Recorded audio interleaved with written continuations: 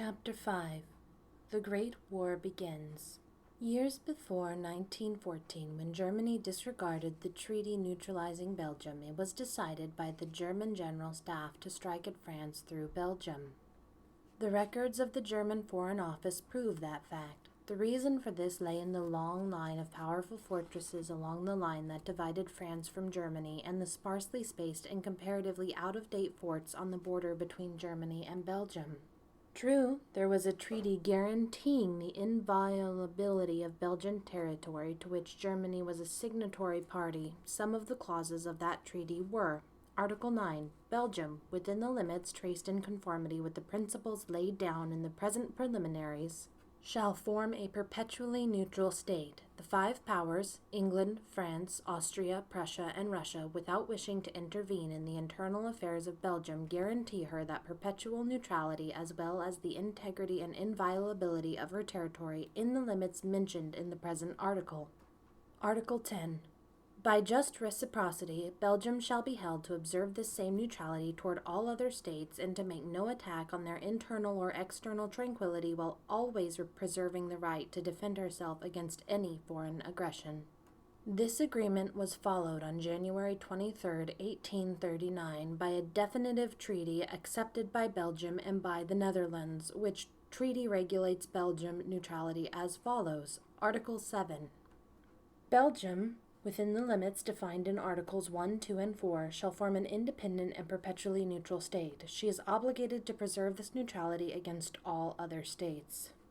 To convert this solemn covenant into a scrap of paper, it was necessary that Germany should find an excuse for tearing it to pieces. There was absolutely no provocation in sight, but that did not deter the German High Command. That August, Body, with no information whatever to afford an excuse, alleged in a formal note to the Belgian government that the French army intended to invade Germany through Belgian territory. This hypocritical and mendacious note and Belgium's vigorous reply follows.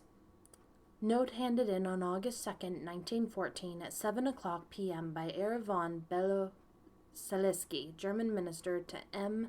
Davignon, Belgian minister for foreign affairs. Brussels, 2nd August 1914. Imperial German Legation in Belgium. Highly confidential.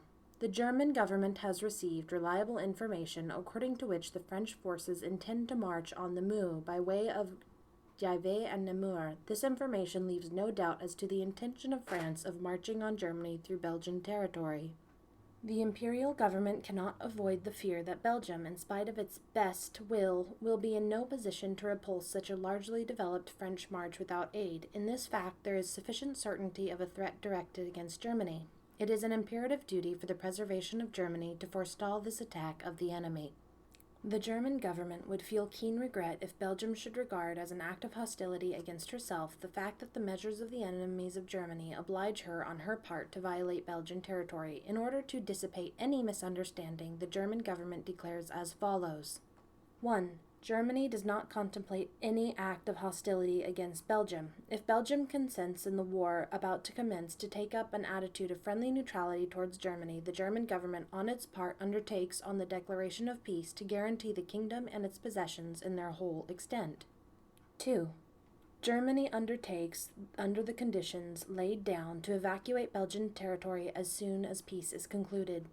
3. If Belgium preserves a friendly attitude, Germany is prepared, in agreement with the authorities of the Belgian government, to buy against cash all that is required by her troops, and to give indemnity for the damages caused in Belgium. 4. If Belgium behaves in a hostile manner toward the German troops, and in particular raises difficulties against their advance by the opposition of the fortifications of the Meuse or by destroying roads, railways, tunnels, or other engineering works, Germany will be compelled to consider Belgium as an enemy. In this case, Germany will take no engagements towards Belgium, but she will leave the latter settlement of relations of the two states toward one another to the decision of arms. The German government has a justified hope that this contingency will not arise and that the Belgian government will know how to take suitable measures to hinder its taking place. In this case, the friendly relations which unite the two neighboring states will become closer and more lasting. The reply by Belgium. Note handed in by Mr. Davignon, Minister for Foreign Affairs, to Herr von Belov-Saleski, German Minister. Brussels, 3rd August 1914, 7 o'clock in the morning. By the note of the 2nd August 1914, the German government has made known that, according to certain intelligence, the French forces intend to march on the Meuse via Givet and Namur, and that Belgium, in spite of her goodwill, would not be able, without help, to beat off an advance of the French troops. The German government felt it to be its duty to forestall this attack and to violate Belgian territory. Under these conditions, Germany proposes to the King's government to take up a friendly attitude and undertakes at the moment of peace to guarantee the integrity of the kingdom and all of her possessions in their whole extent.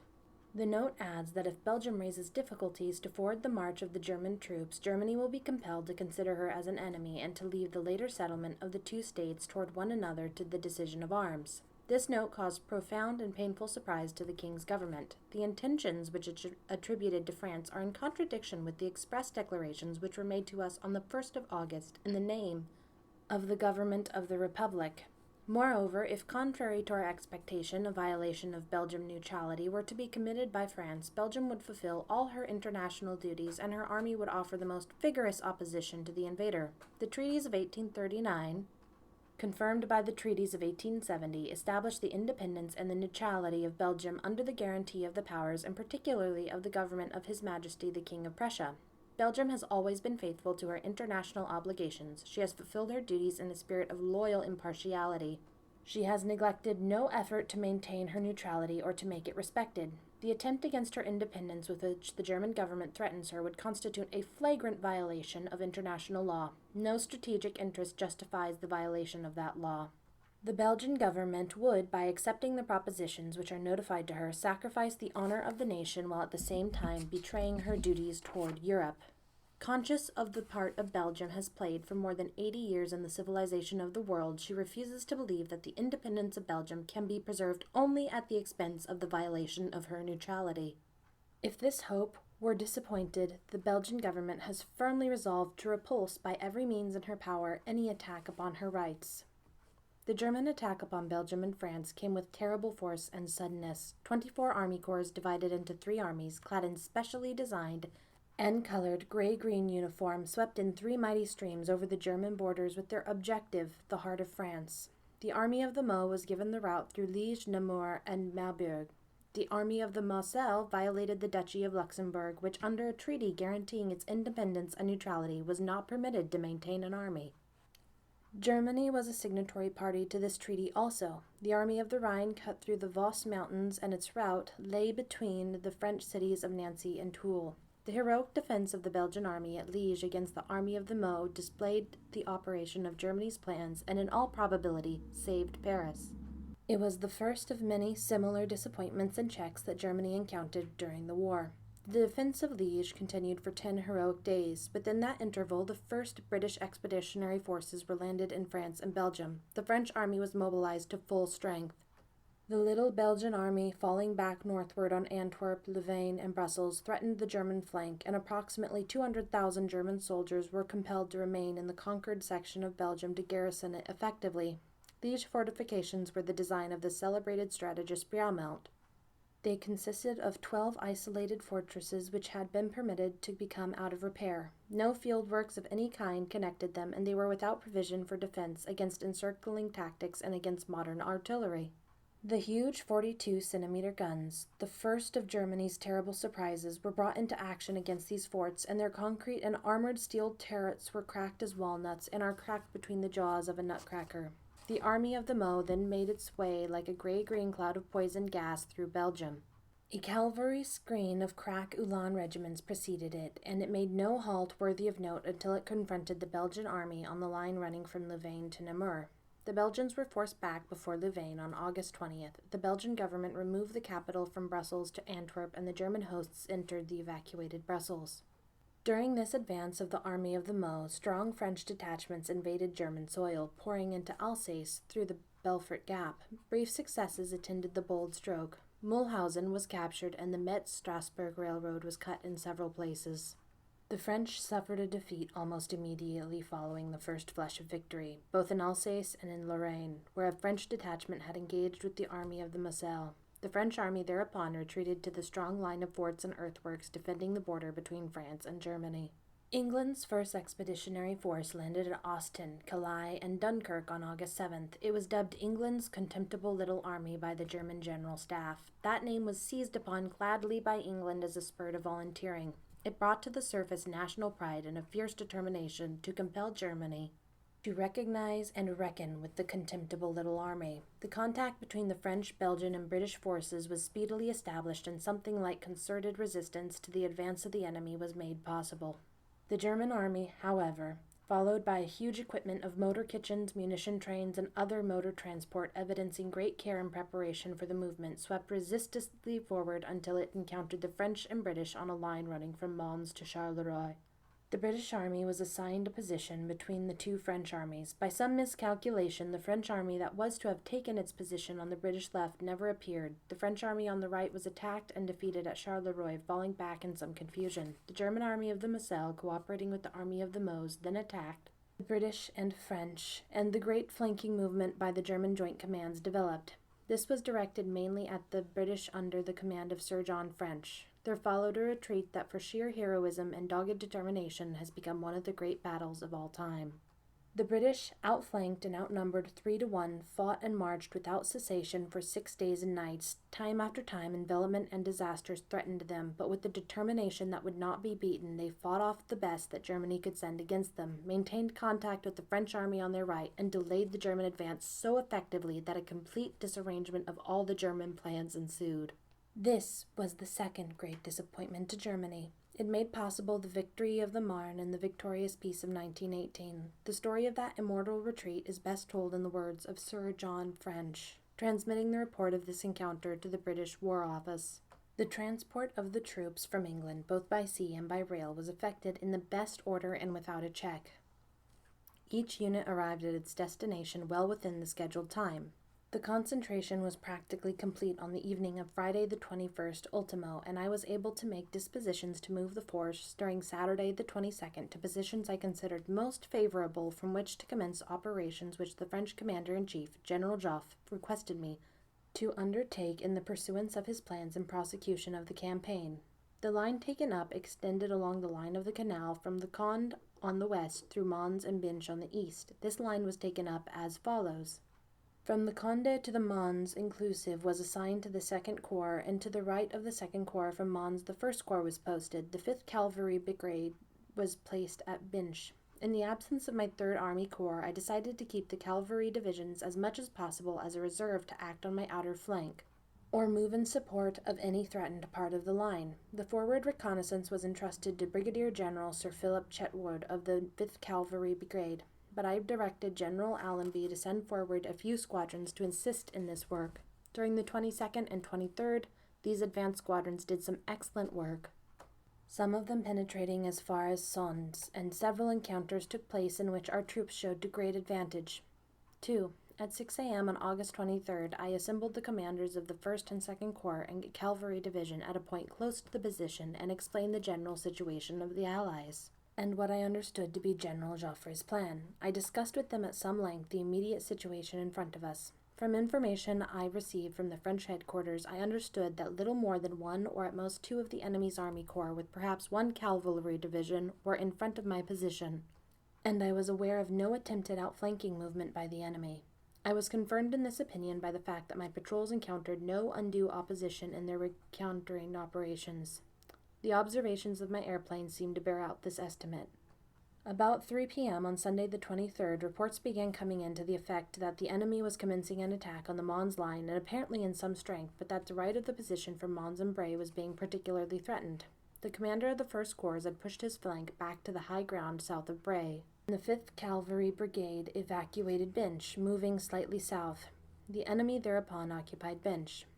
The right of the 3rd Division under General Hamilton was at Mons, which formed a somewhat dangerous salient, and I directed the commander of the 2nd Corps to be careful not to keep the troops on this salient too long, but if threatened seriously, to draw back the center behind Mons. This was done before dark.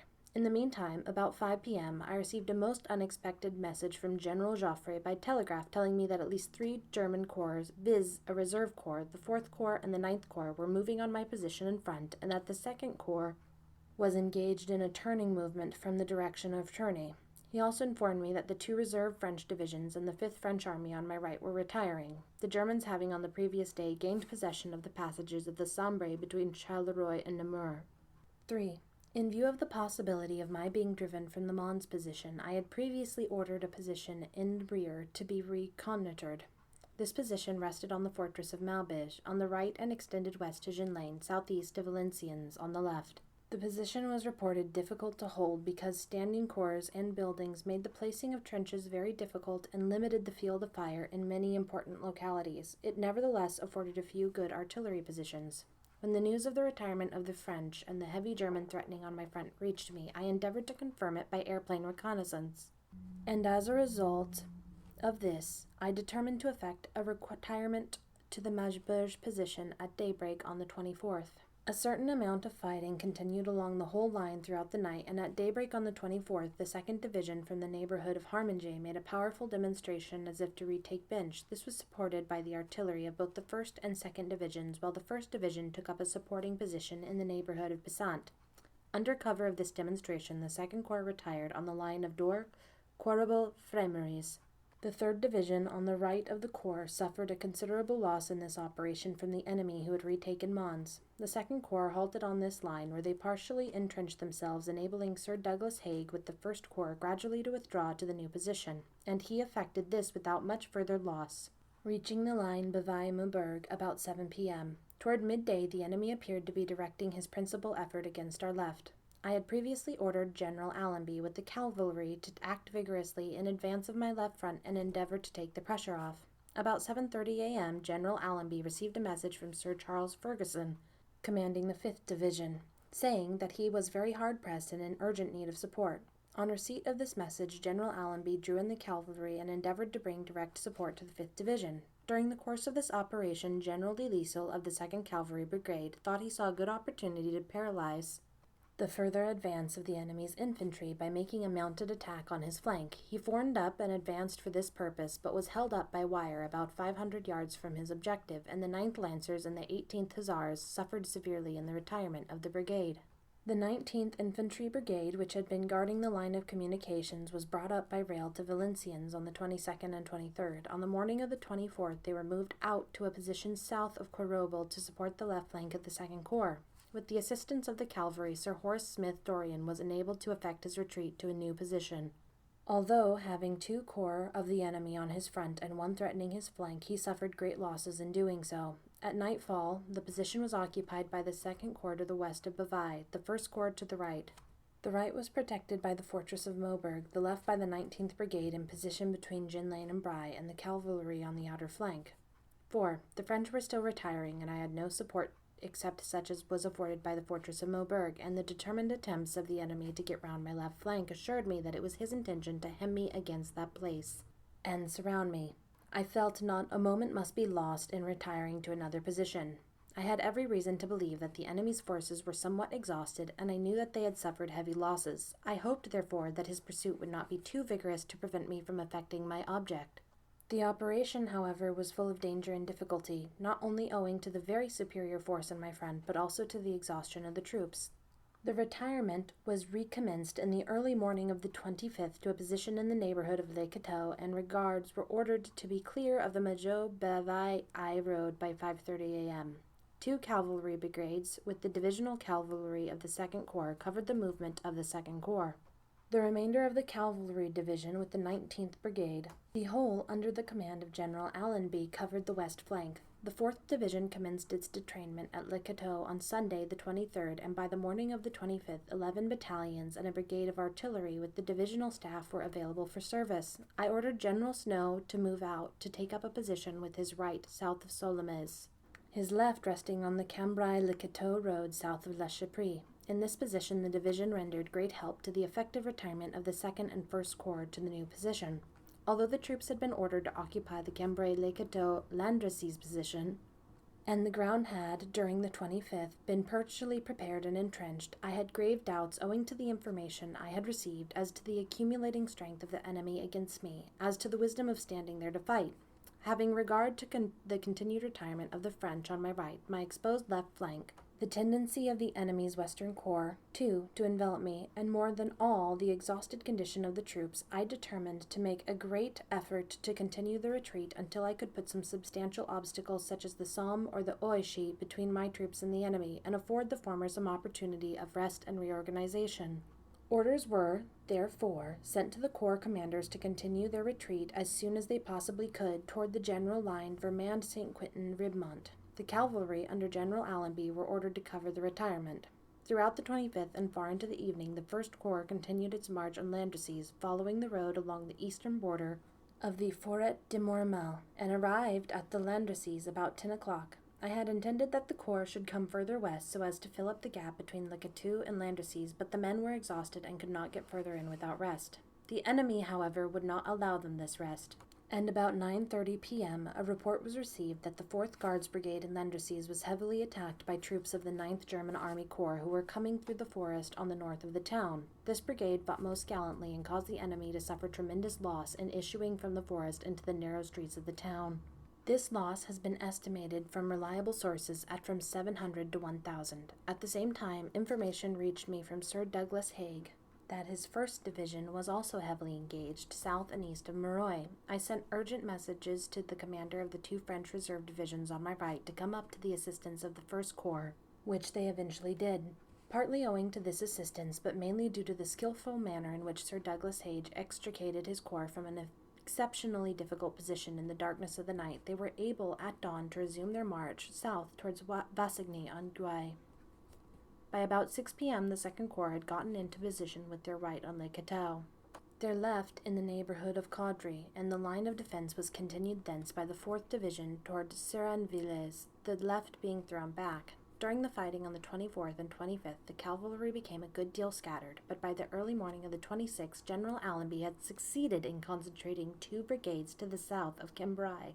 The 4th Division was placed under the orders of the general officer commanding the 2nd Army Corps. On the 24th, the French Cavalry Corps, consisting of 3 divisions under General Sordet, had been in the billets north of Avesnes. On my way back from Bavai, which was my poste de commandant during the fighting of the 23rd and 24th, I visited General Sordet and earnestly requested his cooperation and support. He promised to obtain sanction from his army commander to act on my left flank, but said that his horses were too tired to move before the next day. Although he rendered me valuable assistance later on in the course of the retirement, he was unable, for the reasons given, to afford me any support on the most critical day of all, viz. the 26th. At daybreak, it became apparent that the enemy was throwing the bulk of his strength against the left of the position occupied by the 2nd Corps and the 4th Division. At this time, the guns of 4 German Army Corps were in the position against them, and Sir Horace Smith-Dorrien reported to me that he judged it impossible to continue his retirement at daybreak as ordered in the face of such an attack. I sent him orders to use his utmost endeavors to break off the action and retire at the early possible moment, as it was impossible for me to send him any support, the 1st Corps being at the moment incapable of movement. The French Cavalry Corps under the General Sordet was coming up on our left rear early in the morning, and I sent him an urgent message to him to do his utmost to come up and support the retirement of my left flank, but owing to the fatigue of his horses, he found himself unable to intervene in any way. There had been no time to entrench the position properly, but the troops had showed a magnificent front to the terrible fire which confronted them. The artillery, though outmatched by at least 4 to 1, made a splendid fight and inflicted heavy losses on their opponents. At length it became apparent that, if complete annihilation was to be avoided, a retirement must be attempted, and the order was given to commence it about 3:30 p.m. The movement was covered with the most devoted intrepidity and determination by the artillery, which had itself suffered heavily, and the fine work done by the cavalry in the further retreat from the position assisted materially in the final completion of this most difficult and dangerous operation. Fortunately, the enemy had himself suffered too heavily to engage in an energetic pursuit. I cannot close the brief account of this glorious stand of the British troops without putting on record my deep appreciation of the valuable services rendered by General Sir Horace Smith-Dorrien. I say without hesitation that the saving of the left wing of the army under my command on the morning of the 26th of August could never have been accomplished unless a commander of rare and unusual coolness, intrepidity, and determination had been present to personally conduct the operation. The retreat was continued far into the night of the 26th and through the 27th and 28th, on which date the troops halted on the line Noyon-Chauny-Lafer, having then thrown off the weight of the enemy's pursuit. On the 27th and 28th, I was much indebted to General Sordet and the French Cavalry Division which he commands for materially assisting my retirement and successfully driving back some of the enemy on Cambrai. This closes the period covering the heavy fighting which commenced at Mons on Sunday afternoon, 23rd of August, and which really constituted a 4 days battle. It is impossible for me to speak too highly of the skill evidenced by the two general officers commanding my army corps, the self-sacrificing and devoted exertions of their staffs, the direction of the troops by divisional, brigade, and regimental leaders, the command of the smaller units by their officers, and by the magnificent fighting spirit displayed by non-commissioned officers and men. I wish particularly to bring to your lordship's notice the admirable work done by the Royal Flying Corps under Sir David Henderson. Their skill, energy, and perseverance have been beyond all praise. They have furnished me with the most complete and accurate information which has been of incalculable value in the conduct of operations.